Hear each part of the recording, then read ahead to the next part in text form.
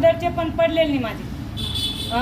पहिले पण 2 हप्ते पडले नाही आणि आता पण का बंद केले तुम्ही? हे कारण काय आहे ते आम्हाला तुम्ही तरी सांगा आम्हाला की का बद्दल बंद केले.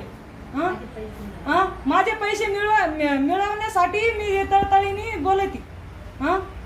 काहीतरी 2100 म्हणले होते तुम्ही. 2100 देणार आहे, असं बंद होणार नाही. 2100 पैसे 2100 भेटणार आहे तर तुम्ही का असे बंद केले?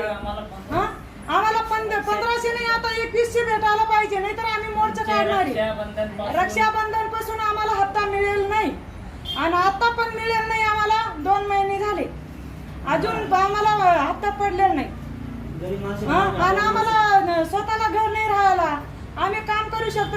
1500 रुपये मध्ये काय करणार आहे आम्ही? तुम्ही तरी सांगा. आमच्या लहान लेकर बाळ आहे, त्यांचे पोट भरू की त्यांची शाळा पाहू की आम्ही काय करणार आहे? लोकांकडे भीक मागायला जाऊ का आम्ही? तुम्ही एवढी मोठी आशा लावली ना. आता 1500 रुपयासाठी आम्ही व्यवसाय केलाय. कशासाठी?